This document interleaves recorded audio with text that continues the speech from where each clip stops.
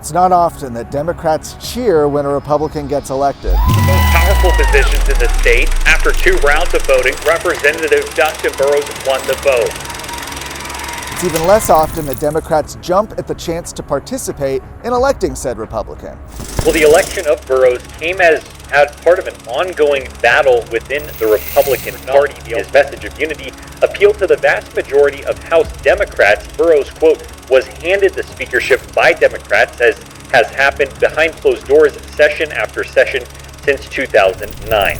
But both of these things happened just a few weeks ago in the building behind me, the chamber of the House of Representatives here in Austin, Texas.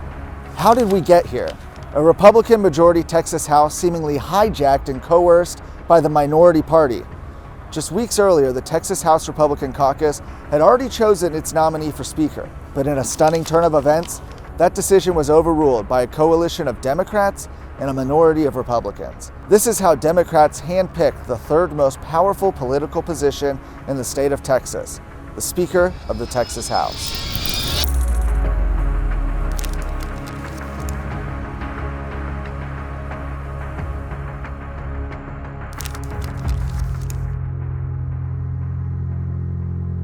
For months, conservatives in the Texas House had expressed frustration with then-Speaker Dade Phelan. Grassroots activists and lawmakers were calling for reform, citing concerns over how the House was run and Speaker Phelan's willingness to work with Democrats.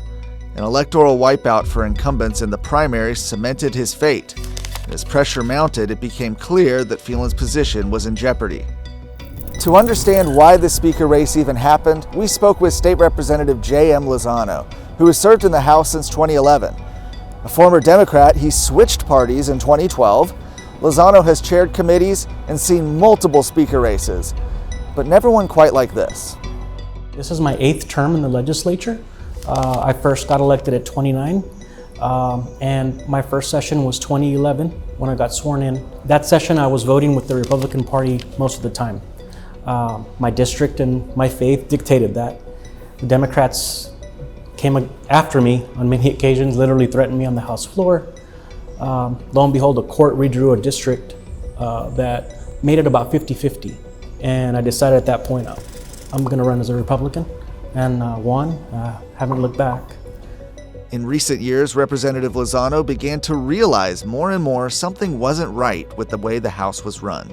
I quickly began to realize that there was a pattern of conservative legislation being watered down at the request of Democrats behind the scenes. And at some point, I just decided to stand up. The other thing was just the unfairness. House members who are elected by 200,000 plus people go to the back mic to ask questions, and they're immediately shut down from asking questions. They're told that they're disrupting the legislative process when that's their right as a House member. Bullying, essentially, just because you're on the leadership side, you run over someone that's on the other side. Even though you're in the same party, you're gonna run them over. And I got tired of seeing that.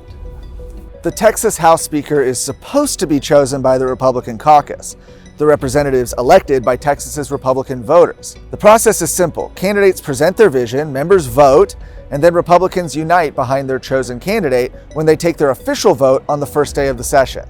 That's how it's supposed to work. Abraham George, the chairman of the Republican Party of Texas, helped explain the party's process for selecting a Speaker nominee.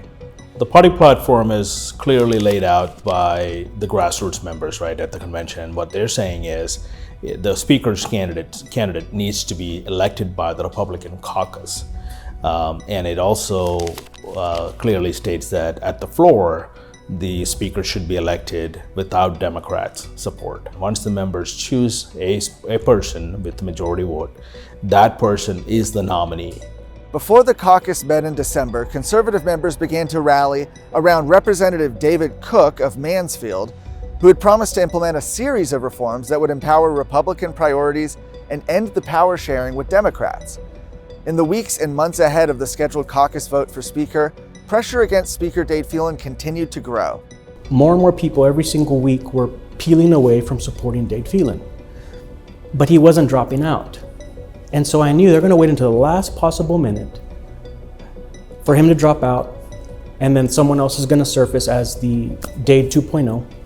And that's exactly what happened the day before the caucus meeting. Dade Phelan announced on December 6th that he would not seek re-election as Speaker. The next day, the Republican caucus was set to vote on their nominee. But before they even met, Representative Dustin Burrows out of Lubbock jumped in the race and was already in discussions with House Democrats just hours before the Republican caucus met. Freshman State Representative Mitch Little was one of the 88 members at that caucus meeting.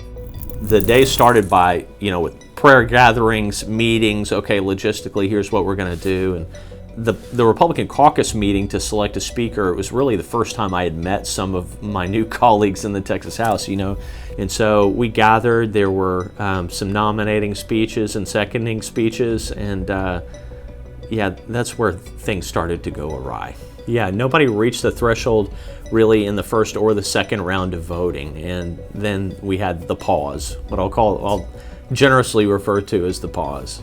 And I was being told that there's already a movement that's going to occur in the caucus meeting where someone's going to make a motion to delay if he is losing the vote, he being Dustin Burrows. Dustin Burrows was losing the vote. Someone gets up, starts the whole show. I think we need some time. We need a break. And we were in the middle of voting. Dustin Burrows and 20 others get up and they walk out and they go meet with the Democrats. Like, exactly, we knew that was going to happen, and it's exactly what happened. 15 minutes turned into 30 minutes, 30 minutes turned into an hour turned into 2 hours, and you can kind of see how things went. We didn't get there for a long time trying to bring them back. Eventually, some of them did come back, and after 3 rounds of voting, the Republicans had their candidate, David Cook. From our state capitol, we learned David Cook of Mansfield is now the Texas GOP's nominee for Speaker of the House. Thank you for all 62 members that fully participated in the process. And for those 26 members that chose to leave, please know you have my commitment that I want to continue working with you day and night between today and January 14th to unify the Texas House Republican Caucus so that the majority will prevail in the Texas House.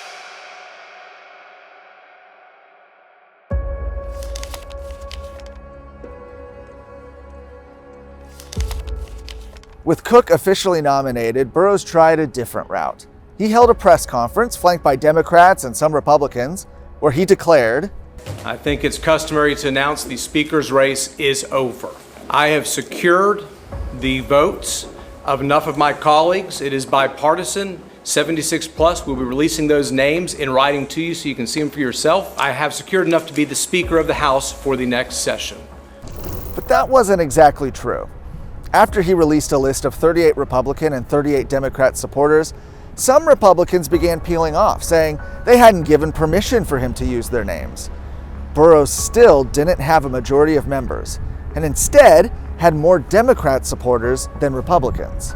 I thought that the walkout would have flipped a lot more Republicans onto the conservative side, because that is a huge violation of just basic protocol. It's being a dishonest broker to trample on the rules that you vote for in a caucus. Dustin Burrows wrote those rules. He said on video that he would vote, the Republican nominee must be supported by the entire caucus on the floor. And for him to go do that, I just still cannot believe it. It's true. When the caucus rules were written in 2017 to empower Republicans to select the Speaker of the House, Dustin Burrows was one of the architects. I want to see more party unity. Yeah, I truly do. I want to see Republicans from all spectrums within the party trying to work together and unite. I want to see the next Republican speaker to be able to fully show that he has support of the majority of the members of the Republican caucus. I think it's very important that we actually do something like this caucus vote to do this, and I've heard nobody else come up with any alternative ideas to show party unity and to show that we're going to unite behind one candidate when we get there. Well, in other words, frustration from conservative Republicans wasn't just about winning or losing. This was about breaking a process that had been put in place to ensure that the Republican majority actually governed. And Burrows walked away from that. In response, Republican officials from Governor Greg Abbott to Lieutenant Governor Dan Patrick to Attorney General Ken Paxton were unified in urging Republican lawmakers to vote for the Republican caucus Speaker candidate.